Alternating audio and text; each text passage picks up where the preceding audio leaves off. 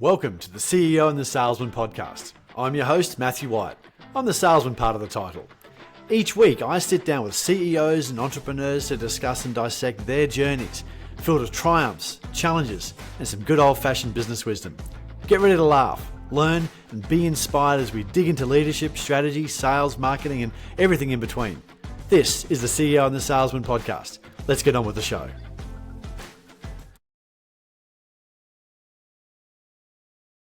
Welcome to the CEO and the Salesman podcast, where I interview Australia's leading CEOs. Today, we're joined by Simon Quirk from Graceview AI. I'm really excited to have this conversation. I'm super keen to understand more about the technologies and the ideas that go in behind, and I guess the AI, but also the combination of the law and AI. So, welcome, Simon. How are you going today? Thank you very much, Matthew. I'm great. Great to be here. Thank you for having me. Fantastic. Look, I just wanted to jump straight in. So tell me, how do you think that AI is going to affect lawyers over the course of the next, say, 5 to 10 years? And I guess the legal profession as well. Yeah, it's really great question. So one of my co-founders in my company, Graceview, Dan Hunter, is a 30-year expert in AI and law. So he often says that for the last sort of 28 years, no one wanted to speak to him about it, and all of a sudden, everyone does. And one of the things that he says is that law is the profession of using words. Large language models use words, so join the dots. And one of the things that we talk about at Graceview is the fact that there is there's sort of an adoption curve for the use of AI in law. And once law firms or legal professionals or even lawyers within organisations who are in either legal functions or compliance functions, once they get behind on the adoption of AI, it's hard to catch up because it gets embedded in your workflows and your competitors or your contemporaries, if you like, and if you're working it may not be competing as an in-house lawyer with other organisations, but you get further and further behind because once the technology is embedded in an organisation, the advancing technology that you've built into your workflows with the large language models and how quickly they're working, that will see you far outstripping your contemporaries who are playing catch up. So we see that it's going to have a massive impact. A lot of what happened when they first came out of it and said, "Oh, we're not going to need any lawyers anymore," and what have you, and that didn't happen. We didn't think it would happen, and then now people are saying, "Oh, actually, I don't really know what all the fuss is." So I think it's one of those sort of situations where people overestimate the speed of the impact, but I think now we're sort of seeing they're underestimating the medium and long term impact. There's a bit of complacency that's crept in after that initial onslaught. So it's going to have a huge impact on the legal profession. It's a lot of particularly initially the low-level tasks that lawyers do, summarising, scanning, those sorts of things are going to be done by AI. They're done very well at the moment. I mean, the large language models at the moment are very, very good at summarising and providing context in documents, better in many cases than junior lawyers. The attention to detail is very, very good. So, for instance, junior lawyers spend a lot of time looking at due diligence materials or discovery when they're sifting through documents. There's a risk with that. There's the lack of experience, but there's also concentration. That's not really a great job that anyone really like to do. You get bored, you drift off, and you miss things. Well, AI and systems, they don't miss those sort of things. So really, in a nutshell, what we're seeing, AI is already very rapidly eating from the bottom up, but it's going to go more and more up the value chain to the point where lawyers will still be needed for those judgment calls and for interacting with humans, but it's going to really reshape the profession in a very profound way. Yeah, okay. And so, how did you go from because you've been working in you've obviously been a lawyer in the past life and then worked at some of the top firms in Australia. How have you gone from lawyer to technologist? That's a really interesting point. So I started as a lawyer, as you said, in some of the the large firms, and I I enjoyed the work. I didn't love, a lot of people don't. I didn't love the law firm environment. It's not for everyone. And, it's no secret. A lot of people either stay and love it and do very well, or they leave, and a lot of them end up in industry or various positions. Then I went in-house. So I was a general counsel and company secretary of a listed company in Australia. Then I was a VP legal for Getty Images, which is a very large, Yeah, we pay them as a marketing company. We're very familiar with Getty. Of course. Yeah. And good that you pay, because my job back then was to chase people that didn't, or one of my jobs, or my team's job. There are a lot of license breaches for that sort of thing. Anyway, and then I came back to Australia. I was general counsel and head of compliance for a listed financial services company. And I think one of the things was that I felt very constrained in a corporate environment where there was a lack of creativity. It's just executing a plan that had been set at the board level. You have some influence on it, but it was I didn't feel like I could come up with the ideas and implement the ideas that I felt could be implemented, because it was out of spec with the business plan. So when that company, that financial services company that I mentioned, my last sort of corporate job, when they were taken over by a large Big Four bank, that was the opposite of the direction that I wanted to go in. So that's when I took the opportunity to go out on my own, and then since then I've been able to look at solving problems that I see it with the legal and compliance industries, and founded a number of businesses which I've built up and either exited or other people have taken over and are still operating. And it's been that's been the transition. I felt like that there was problems that need to be solved. The first business I got into actually wasn't in legal; it was in strategic planning, and that was a system to enable people to go through that strategic planning process easily and to monitor and what have you, which I saw was an issue in the corporates I was working in. And then since then, I've been working on conveyancing, financial service advice compliance. What else we've got? We've got regulatory updating. So a number of areas that we could see that technology could be applied to solve problems, of which there are many in the legal and compliance area. Yeah, okay. And so you've decided, in taking the leap and running your own business now, what has been the, so how have you joined those two things? So, you've been working for large businesses. Have you taken any ideas from those businesses and implanted them into your own as part of the core beliefs or core systems inside your business, or have you rejected 99% of it? Probably rejected a lot of it. I think some of the things that I've taken out of maybe not from the business point of view, I've taken a lot of the culture aspects. So I've taken elements of culture from the various places that I've worked and blended that into the way that we build culture and the way we perform as companies. I'll give you an example. One of the mantras at Getty Images was that the CEO used to get up at his quarterly briefings. It was Wall Street listed, so we used to have quarterly updates on results. And that used to be a simple. I was based in London.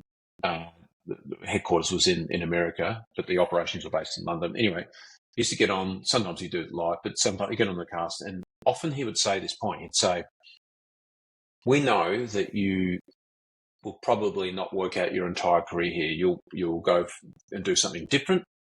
There'll be an opportunity that we just simply can't give you, that you'll move for, or you'll move to a different location, whatever it is. We'd like you to stay here forever, but probably won't. Our aim, though, is to create a company where you look back at the end of your career and you say, that is the best place I ever worked."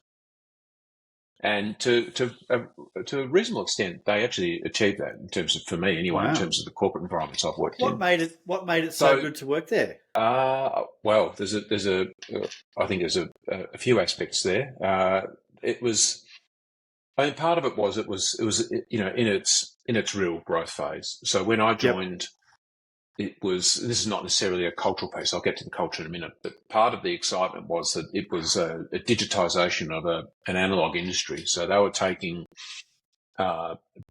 shoe boxes of film from photographers and digitizing it and then putting it on the internet. Right. That's when it was. It was like early 2000s. So that was pretty exciting. It was fraught with difficulty and very hard, but that was kind of exciting. We went from NASDAQ to Wall Street, which I was involved in that process, which was hard, but sort of exciting and interesting. So, and when I arrived, I was the first.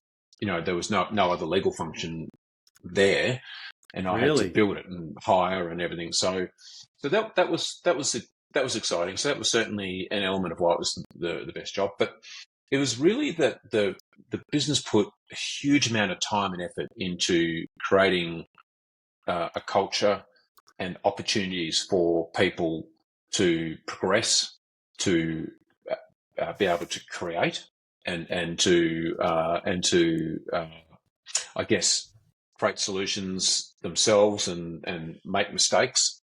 So they talked about that, that go on and experiment, make mistakes. Obviously, try and ring fence the impact of those mistakes and do it in the right way. But there's an experimentation mindset. But I'll give you an example of the investment they made in their people. Yeah. I don't know. Have you ever heard of Jim Collins, who wrote the book Good to Great? Sure. Yeah, cool. Of course. Yeah.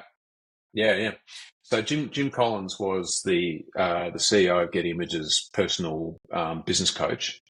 Right. And so I got to speak to Jim because he would once every 6 months ring some of the senior execs and say, how's Jonathan going and what have you. But then we also, each one of us we went through a very rigorous, testing and site process. And then I had a business coach who was an org psych from the London Business School, who was my personal coach. What did you say? Org psych? So there was this organisational psychologist, who someone that basically someone who's looks at business cultures and leadership or what have you. And they didn't have just like, oh, here's your coach. They got your profile and they thought, well, who's the person that Simon would really connect with? And they went out and found them. Wow, cool. That's just an example of the type of investment. And they had values and they really, really lived them. Like they would hammer them, they would live and die by them, not just the values on the wall. So, and we had a lot of fun as well. They made sure that we a big part of it was making sure that we celebrated success, that we would, we had a reasonably good entertainment budget. So I would take my team out and we'd have, and it was a relatively young team. I was a bit younger then as well. But we used to go out, we used to love, and we have this thing where we'd have different parts of the team. We'd go and pick a different restaurant that we'd go to in London. They would organise it and they organise the night and just little things like that. And there was a really good budget for that because they felt that was a really important, that connection and enjoying ourselves was a really important part of it. So I could be here all day, but it was just, there was a real commitment. You could see that it wasn't just, talk, oh, this is the best place you're ever going to work. Then they backed it up with action and resources. So, and a lot of the people who worked at Getty Images at that time are still really, really close. It's almost like, and a lot of them have left now. It's a different type of organisation now.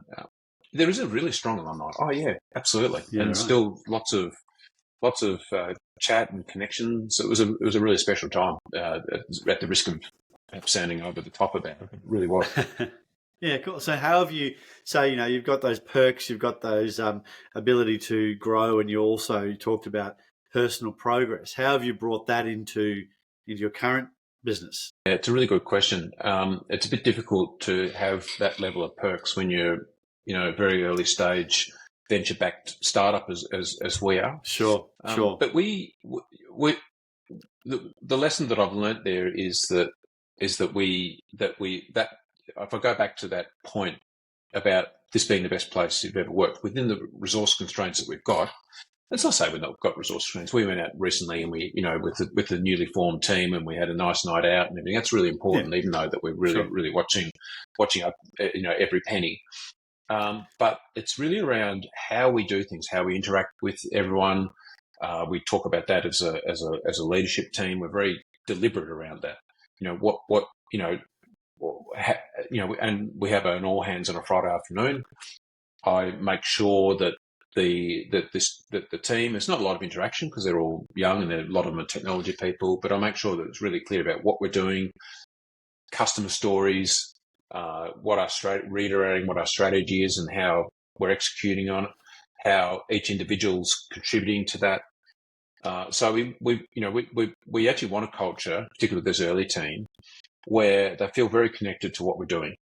Yes, that's good for the business, but it's also good for them and their retention. What we're always sort of saying to amongst ourselves, the leaders, is to sort of say what we don't want is for any of these tech people to ever feel like they go through a day where they're just coding tickets in linear, right? Which is just like I'm just coding. No, I'm always thinking about that's why I'm doing this. So having a bit of a purpose, and also making sure that we have fun, that we enjoy ourselves. Like we're largely remote, but we have a day where we're all in the office on a Wednesday, and make sure we go out to lunch, or the team goes out to lunch, and we're trying to create those connections and work hard and have a real purpose about what we're doing, and very, very a lot of customer centricity and all that stuff, and know that we're actually doing things to make people's lives better, but also have fun doing it. So I brought some of those sort of very, I guess that if I go up a level, Matthew, to not just let culture happen, and also culture, the way we do things, whatever you want to describe it, but really, really think about it, and not to have anything too constrained and wooden and over engineered, but to have it be very organic, but thought about, particularly because the culture we set now is the culture that's going to permeate for time immemorial here. Got it. Yeah, it's very deliberate culture, sort of structure. I remember back in the early businesses I worked for, is that it was I was sent over to New Zealand by a company because I was a reasonably good salesperson, and they sent us there. They paid for our accommodation, and they paid for an exorbitant amount of alcohol on Wednesday and Friday nights. But you always had to show up the next day, even if you were on Saturdays. Yeah. Had to show up the next day. If you were hungover or not capable, then you were reprimanded. So it was an interesting culture there, where it was very much a team environment, because I actually lived with the people that I worked with, because they paid for our accommodation as well. So it was very much it's quite insular, but it was actually probably one of the best times of my life, because it's just so much fun to build this camaraderie with these people. So how do you feel that? And that's the ultimate. We lived together and worked together, and drank together and hung out together. And we were in a separate country, so we didn't really know people in that region as well. So, how have you? What I'm worried about in my business is the breaking apart of culture, because all of my team members are remote. I've got a team in Melbourne and Sydney and Byron Bay and the Philippines and India. So there's not a single client or team member within 100 kilometres of me, where I live today, where I'm speaking to you from. How have you dealt with that? You just mentioned Wednesdays, where you bring everybody together. What other things do you do to foster that culture inside your business? Yeah, so we're online quite a lot, and video on. So that we can see everyone, and get a sort of a deeper sense of connection. So we make sure that every day there's a connection with people. We keep the chat going inside Slack. So there's lots of good morning or good Friday, for instance. There's one of the members on our team is Happy Friday, and everyone jumps on and Happy Friday, how you going? There's a bit of banter in there, which we encourage. Just sure. It's down tools, and we might have 5 minutes where there's a bit of funny banter going on. That might be, we've got a channel which we sort of really want to encourage, where people might drop stuff that might be something they saw about tech or something funny, completely unrelated to work, and we try and keep that going. But look, it is difficult remote. One of the things we're going to do when Dan, our co-founder, is back in he's based in London. When he's back in Australia, he's Australian. Is that we'll get together and we'll have a big get together planning offsite. But I guess I always sort of look at some of the key levers of keeping people engaged. It's knowing that you've got the company's got your back. That Yes. people are concerned about your welfare, whether you're happy what you're doing, how you're progressing, all that sort of stuff. So your career trajectory is looked after, and you've got good management that you like. That's obviously just a hygiene factor that to get in the door. You like the people you work with. You feel a connection to what you're doing, and you're contributing to the greater whole. So there's some of the sort of the key things that we always constantly looking at, and I think that if you get those sort of things right, that can help to, I guess, bridge the gap with remote. I think everyone here is also really happy with remote. That we're very clear about this is the way we want to do things, is the way that we work really well. And a lot of people, particularly in the as you would know, developers, a lot of what they do needs that concentration. So we get together and it's great. We sit around computers and this and stuff, and then the rest of the week's just burrowing down. But as I said, we always want to have a time during the day where we get together and whether it might be just a tech team or it might be another team, sales or whatever. But like we're always trying to make sure that we structure the week so there is that feeling of ongoing connection. Yeah, it's hard though. Okay. It's hard. Having said that, I think that there are also challenges with the 5 days a week as well. In that there's a sort of a, what do they call it, presenteeism.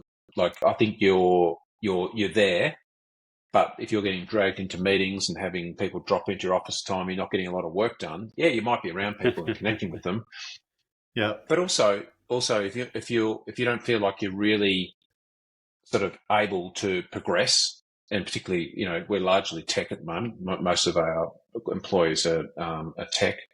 I think the fact that they're able to be left alone in their private environment to really get stuff done, I think that adds to the feeling of satisfaction as well. So I think we've got the balance right at the moment. We're always sort of monitoring it and trying to make it work. Have you given any books away or trainings away, or as when you? Because the reason I ask is I worked with a company a little while ago, and one of the things is when new people started, they were told to read the book called The Goal by Elihu Goldratt, which is about production. And this was a software company, and what they were able to do is create an internal language based on word away and production. And then, of course, the next book, which was called the Phoenix Project. So funnily enough, even though I was the salesperson, the sales and marketing guy, I still read it because the engineers were given it. Why not? I'll read it as well.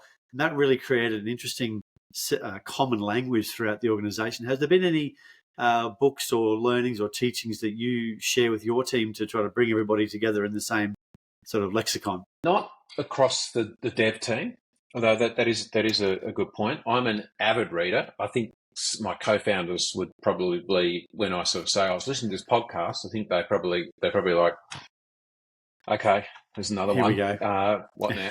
No, maybe not. I don't know. Hopefully they value it. But look, I'm an avid reader. I read every day because it just helps to reinforce messages, maybe get new messages, but it helps keep sort of sharp. And I love it. But we don't necessarily. While we don't necessarily give them a book, we've got a sales director I'm bringing on board, and I know he's an avid reader, and I've been plying him with all the books that we're going to use as our common language in the sales and go to market area. So that's right up my alley. So I don't necessarily apply one. I use some of the, I guess, the learnings from some of the books that I read, and I apply that within the business. So an example is one of our, I just got a question from someone who's been looking at our company, and they said, there's another business that's like you in the US. Yep. And so, yeah, we know about them. Well, they look like a similar sort of platform. They're giving out updates through a platform and said, yeah, it looks like it, doesn't it? But I'll tell you the one thing that we have that they don't, and is an obsession around the customer and our ideal client profile. And the reason, I mean, that's an obvious thing to say, right? But it's like saying, you've got to do a really good job for your customer. And everyone gets up to here. Yep. I don't really can think of the person who took that to another level. I won't put you on the spot, but I read a lot of the shareholder letters from Jeff Bezos, because Right. I think that I think that his whole thing was this obsession about the customer experience and making their life better. And we're the same. So, so that's an example of a book I've read, and where I've taken that sort of that customer obsession, and that's how he won. That's how he said. It's like the reason we've won is because we're obsessed about the customer and making their lives better. The way we do it is that, as opposed to just giving them information, we say, well, who are these people? Like, so a lot of the people we're selling to will be senior lawyer decision makers in an organisation. They are, typically non-technical. They don't want to learn about new software, and they want work off their plate. They want peace of mind. They want to be made to look like the hero. So I won't go into too much detail, but we've got I can explain all the features and the way we're doing things and our pricing model. So, for instance, all our competitors are seat-based. We say, well, we don't want to be seat-based. The reason is because they'll buy 2 seats, and then those lawyers or compliance managers in that organisation are the conduits of information. What do they have to do? They have to read it, summarise it, send it out. No, let's have unlimited seats, and then they can give out the news feeds and determine what everyone else gets. So we do the job for them, right? So you have office-based licensing or site-based licensing? Well, no, we just do our licensing depends on the breadth of their collections, right? Cool. So if they take Australian financial services and Australian ESG, right, then that will be a certain amount. We do have some slight tiering for small, medium, and large, because of a really large organisation, if they're using the AI features within a platform, that there's a token cost to that and what have you. Sure. It's probably getting a bit technical, but the point is that we want it to be not based on seats. Once you because really the cost for us is the breadth of the coverage and Sure. and us having lawyers checking updates before it goes out. So each new collection we add adds cost for us, and that's our cost axis, so it may as well be theirs. And we want as many people to use it. It makes our product sticky, but it also, much more importantly, that's about us. Much more importantly, if we're allowing everyone to have access, it means that we take a bit of the load off the back of the people who we're selling to. And the reason why we know about the people we're selling to, because I've been one. Yes. I've lived it. My wife is one of those people, head of legal, head of risk. So we absolutely know the pain they're going through. That's one thing. There are maybe other people can say that, but we drive that obsession about how do we make managing regulatory change and compliance effortless. Not just, the competitor that this person had directed me to said, transform your compliance strategy. Okay. Yeah, that's great. Is that making it easier? I don't know. Maybe, but maybe not. From the way they're doing things, it didn't seem. Well, yeah, probably it was for the better. Yeah, okay. You've now got different sources, but a lot of the way they were doing things was it still meant that it was seat based. So they hadn't addressed that point. And the way that they were based on what we'd seen, the way they're presenting information, still quite a bit of manual work to do. The other thing we do, we have lawyers in the loop checking our extracts, making sure they're accurate. So that means it's peace of mind that when you look at an update from our platform, it's been lawyer checked. So you don't have to think, I might check whether this is right or not, and it's actionable. There's steps. So I guess that's one aspect. So there's a sort of a Jeff Bezos element. Another one is I read Reed Hastings' book, and he talks about talent density. And Reed so, Hastings, what's he known for? Reed Hastings, Netflix, Right, founder of Netflix. Yep. got it.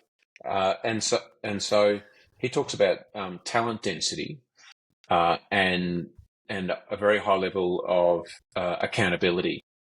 And so get the right. It sounds so obvious, right? But a lot of these things are like focus on the customer.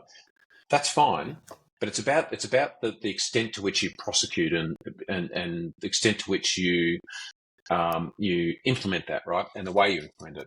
So we've got a position open on our team, and we've found some really good people that is on the tech team, and we do need this role. And we've interviewed a few people, and I sit in on the second interview, and we get out of the interview. Yeah, he's really tick the box, and then I sort of say, yeah, but there's just I don't know. I just can't see. In this case, it was a him. I can't see him going to lunch in the food hall with this fantastic team of people who are really gelling well, exceptionally good at what they do. There's just something not quite there that I just, The spider do you senses, get it? I think it's important to listen to that gut, listen to that spider sense, so to speak. Is so often I've found over the course of, I've recruited and trained about 1,000 salespeople and working for me or all my clients' companies, and on paper they look good. They answer all the right questions. The spider sense is there. You ignore, and then every single time I've ignored the not sure, 100% of the time that person's not worked out. Yes. Absolutely. And that was actually one of my. So after I sold my one of my tech businesses, I had a year off. Lived in Bali. We lasted 10 months before we had enough of that. And I was brought back to Australia to help. And I was just on contract. Hey, can you come and fix my sales team? And I walk around the sales team and go, Bill, Fred, and Mary. Out of 8 to 10 people, I'd go to the boss and go, they're not going to make it. You can choose to get rid of them now. And it's easy to say as an outside consultant, I don't have any heart in the whole thing. And I didn't actually, it's easy to say, but funnily enough, they always were the ones that washed out, didn't follow up the leads properly, didn't do the job, who would ignore the sales process, who were too good for the process, who were always they always consider themselves the best person in the room, but they're always the 4th or 5th person down. And just as soon as you remove that person out of the team, the whole team lifts. So, whilst it might go, well, I can't afford to lose that person because they're contributing X dollars to the bottom line. You take that away, you feel the pain for a month, but the entire revenue goes up over time. So it's that spider sense is important, and that's I'm not even though I read a lot, I don't have a lot of. I never went to university. But that has always served me really, really well because of that. I guess the EQ, I think you call it, or something like that. Yeah, so it's very important. Yeah, absolutely. Hey, did you hear having that? So I was going to say, just having that very, very high standard, and then once they're in, having objectives that are that allow them to determine how they achieve them. Right. Yeah. So just set them in a direction. And there's a high degree of accountability. We need that delivered by then, right? And and so your backside is on the line for that, right? Yep. Go. Let us know if you need anything, but it's not micro. Giving them real ownership over it, but knowing got it. that that we're relying on you, sort of things. Anyway, sorry, I cut you off. No, that's right. Continuing on with that Netflix conversation, I saw that I didn't put it together, it was Reed Hastings, but they had their recent mandate to their current managers and said this is not a family, because a lot of tech businesses, a lot of companies want to be a family. This is not a family, this is an all-star team. And an all-star team is you're on the team sometimes, you're on the bench sometimes, and you're off the team sometimes, and only the top operators are able to be on the team. And so what their mandate or the conversation with their their managers is knowing what you know now. It's like that zero-based thinking. Knowing what you know now, would you rehire the person that you're currently working with? And if the answer is no, and they're not an all-star, you've got to find a way to move them on. And that is as a hygiene thing that you mentioned, but it really pushes the managers, and of course the managers have that mandate all the way to the top to make sure they're really dealing with an all-star team, and an all-star team, the best is on the team, and everybody else is not. So that's right. So that's a really very interesting high way. standards, and that's a couple of examples I could go on about where I haven't actually given people books in the teams that come on, but there are things that kind of weave into the way we do things that are certainly from books. Yeah, got it. I actually got a book recommendation from this podcast from Klaus Bartosz. Interesting chap. He gave me a book called Playing to Win. It's about strategy and how strategy in business really works. So it's written by the guy from P&G, Procter and Gamble, and it's a great book. The head of yeah. I'm about 3/4 of the way through that, right? Yeah. Yep. So where to win, how to win, all that stuff. So how we're going to, that sort of stuff is really interesting because it just breaks strategy down. There's too many people out there talking about how strategy works, but this brings it right down to a very sort of 5 core elements, very, very narrow, very clear. And then what the whole book does is just constantly reinforces how they've applied these 5 elements to their business and made themselves, I mean, obviously they were already a multi-billion-dollar business, but finding those, the where to play and how to win, those two, that combination there, really, it's really interesting. So, what are you currently reading? That one. Thank you. That one is without doubt the best and probably only strategy structure that you need. That strategy cascade that Roger Martin and was it Laffey from Procter and Gamble. Yep. It's a fantastic book. So so there's another thing that I use. So when we get together at the end of the year and do our planning for Graceview, and we've got Dan out here, guess what we're going to be doing? We're going to be doing, how to win, where to play, how to win, what capabilities need to build, all that sort of stuff. So that's a really good book. What am I reading at the moment? I tend to read a number of books at the same time. So I'm reading the Amazon letters.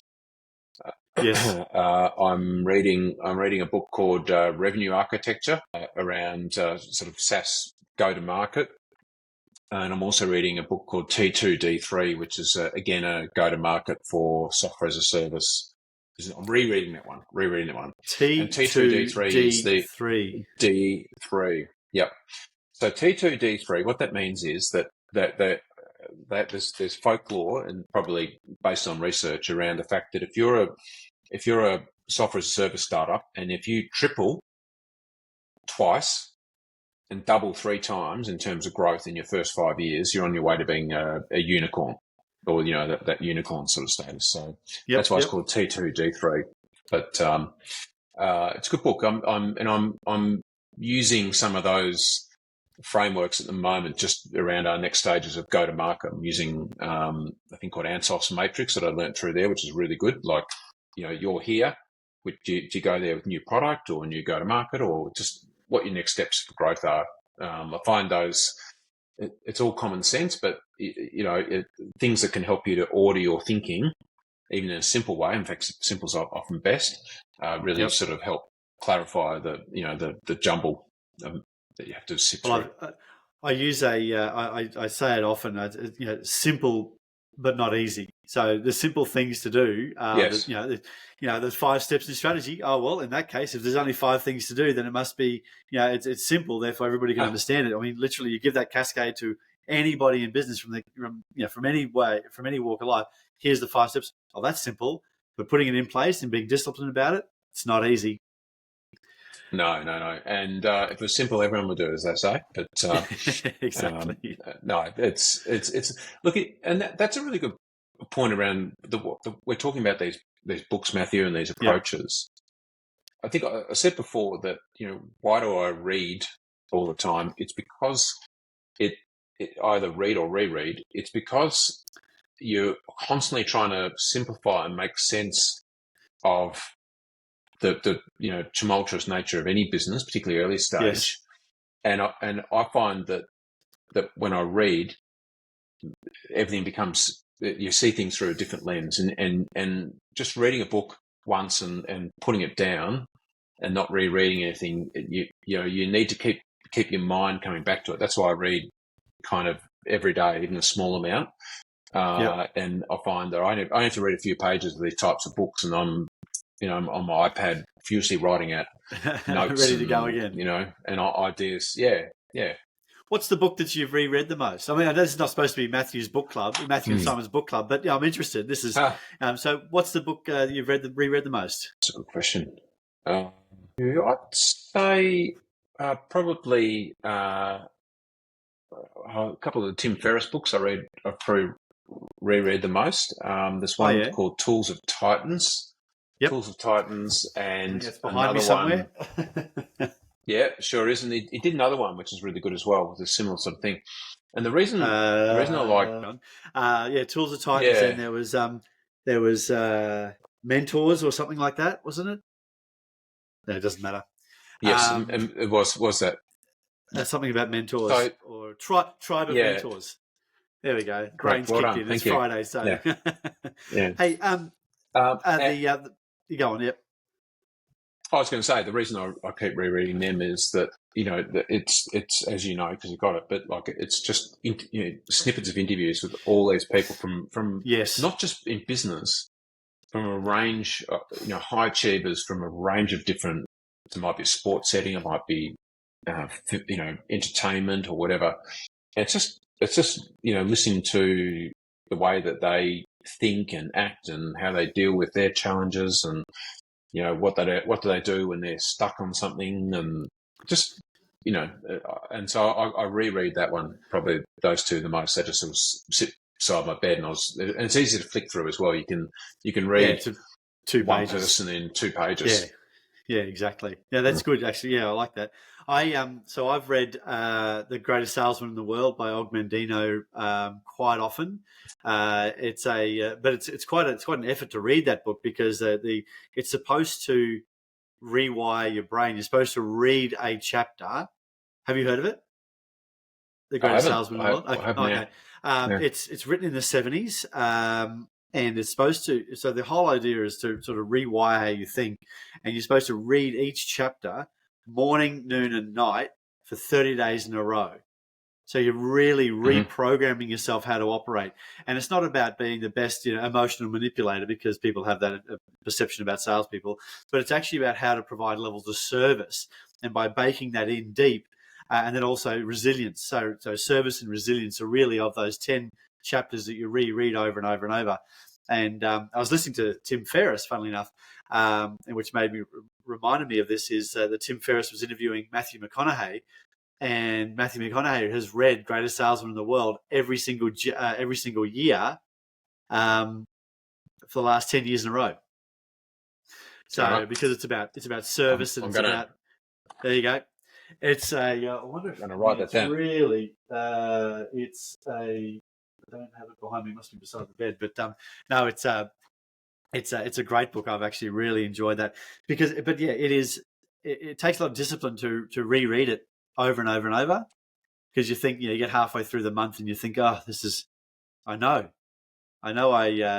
this almost by heart, but you push through and it really reprograms what's in there. So that's I really like that. So if you were, so I'd like to also make a recommendation, is the goal and also the Phoenix Project for programmers. It talks about programming and software development, because the goal in the Phoenix Project was the genesis, or the early stage of agile development, and so the people that wrote the Phoenix Project was involved with Flickr. If you remember Flickr, you might remember a photo sharing app back in. These guys had developed that iterative nature of software development, and they were pushing back in the day, back in like mid 2000s, they were pushing between 8 to 12 updates per day into production. which Yeah, wow. I mean, if you've ever been involved, I mean, you're involved in software development, but anybody listening, that is an outrageous number of updates. But the updates were so It small, really is. they were able to roll stuff back very, very easily, and no, there weren't huge blocks of time or downtime to actually roll these things out. So the Phoenix project is all about how IT can get out of its own way and be more iterative and deliver much greater levels of product much faster. So anyway, that's my recommendation, because I've read both. And they're actually written in an interesting narrative style as well. They're not just say, I did this and I did this and I did this, or it's not instruction manual where it's ABC. It's written in a narrative style. So it tells the story of a middle manager who's being defeated by the ITSEC guy or the IT security guy every time they want to do something. And so it tells that, takes that story approach. Yeah, so it's quite cool. So Simon, what problem did you see in the market? Sort of getting back to Graceview, what problem did you see in the market that Graceview solves? A lot of businesses, when they're set up, so let's think of a financial services business. They'll get set up. They'll get their financial services license, whatever jurisdiction they're in, and then they get up and running. They start hiring people. They start to grow, and then the problems start. Keeping in compliance in whatever area you're in, whether it's data, now AI, or even in the core business of financial services, is difficult because we're living in an increasingly regulated world. There's an increasing burden on organisations to comply with various laws, and particularly if you're growing into overseas jurisdictions. Every new jurisdiction you go into, it may not be your home jurisdiction, but you've got a whole lot of other set of laws to deal with. And remaining compliant and keeping on top of regulatory change, we just know is a massive problem, right? And so the traditional sources of doing that would be you do it yourself. So you kind of spend your time surfing around sites and trying to keep on top of stuff. That's probably the least optimal. You might try and look at the odd law firm newsletter and cobble it together, not really knowing what you've missed and whether it's up to date. You might subscribe to one of the big publisher services like from LexisNexis or Thomson Reuters. But again, it's very uncurated. You've got to sift through that information. You've got to summarize it. You might not be able to cover edge cases. So we've looked at all the shortcomings, and we know, because we've been in that spot, and we know we're very deeply connected with that market. We know that keeping on top of regulatory change is a major headache for any organisation, particularly in a highly regulated industry. So it's a problem that does need to be solved. We're not even there yet with ourselves. We're on a journey to doing that. And it takes a lot of effort. It takes a lot of friction, and it's quite stressful and overwhelming. Our mantra is we want to make managing regulatory change and compliance effortless. So we the thing we talk about there is, what do? We want people to have peace of mind. We want them to be able to sleep at night. We want them to always be on top of it. We want them to, when they bump into the CEO in the corridor and he says, "Oh, I just read flicked up on my phone, so and such is changing." We want the people we're selling to go, "Yeah, I know about that, and here are the key dates, and here's what we're doing about it." We've got these we've got this vision for what compliance and regulatory change, can and should be. It's a pretty audacious goal. We don't, and we like that, and that's what we're looking to solve. So we know it's a problem that needs to be solved. It's not being solved at the moment. And we've got this end state that we're working towards, and that's what everything shapes around.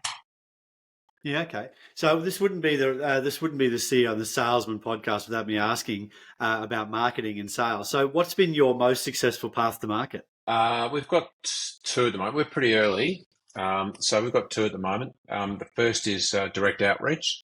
The good thing about our ICE ideal client profile is that they are a general counsel or deputy general counsel or general counsel of operations of a large business, or head of compliance and risk. So we know where these people live, and they're pretty easy to identify and to approach. So there's and you've had those outbound roles, at the right? moment. Yeah. So you've had those roles, so you know the pain they're going through, so you can speak as absolutely. Like you're in the same, you've been in the same team. Yeah. Okay. Yep, absolutely. So when you say direct outreach, are you saying that you're going, like you're making phone calls, you're sending emails, you're doing LinkedIn? What's direct outreach look like for you? LinkedIn mainly. So through that, that's a main sort of medium for that direct outreach. Obviously, given where I've been, and particularly in Australia, I'm only one or two steps removed from a lot of these people, and a lot of them the outreach has been pretty easy because it's been me going to people who I was at uni with or I've worked with in the past. So start there, and then we move further and further out. So that's been one thing. It's just three areas. We've had some reasonably good success without even trying on inbound. So when, for instance, I don't know how people have found us through the US. They've been Googling regulatory change in AI, and we've come up. We've not still haven't yet. We're working on it at the moment. We still haven't optimized for anything to do with search, and we're just building up our content now in terms of inbound leads. And then the third is referrals from channel partners. So we've got relationships with some leading corporates and law firms, and they are. It's pretty obvious when it's a pretty easy thing for them to sell in, and what they do, they get us in. They get a cut, but also that's not really why they're doing it. They're doing it because they put us in. We help. It helps to identify areas where they need, gaps. They might be blissfully unaware, but there's a new thing, we need to deal with that. They then hope that they're the ones that they turn to and say, well, we need some external help for that. Can you help us? So they're the three things. So we've got channels. We've got a little bit of inbound, which is that's going to build up, and then we've got that direct outreach, which is still sort of working really well. But we're early in our journey, Matthew, and we've got a lot of work to do in that area, which is good because there's it's not like we've done everything and that's it. We're very much in our infancy, and there's a lot to do in that area where that will. Fantastic. Well, look, Simon, thank you so much for taking the time today. I know you've got a busy schedule. We're almost bang on the hour, so I'll let you go. Thank you so much. Is there any? So how can people find you? How should people get in contact? Yeah, if they need to? Well, please, please reach out to me on LinkedIn, Simon Quirk. There aren't too many of them. CEO of Graceview, and connect. Love to connect with anyone who wants to connect with me. And then obviously Graceview, Graceview.ai is our domain. So come and check us out on the site. The site's still just an information site at the moment, so we've still got a lot of work to do there. We've just been focused on building a product and selling, and as I said, we're working on that. And then connect with us with Graceview on LinkedIn as well, because as we go forward, we're going to be building up and sharing some really interesting insights around not just AI in the law, but just AI generally. We've got a lot of in-house expertise, particularly with Dan Hunter and like. So we're going to be sharing a lot of interesting stuff as we go forward around where AI is heading and what it can do.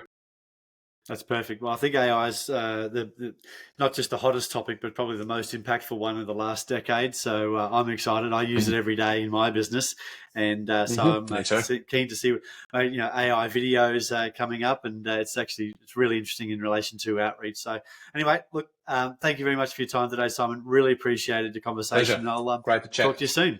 See you later. Bye for now. Thank you for having me. See ya. No worries.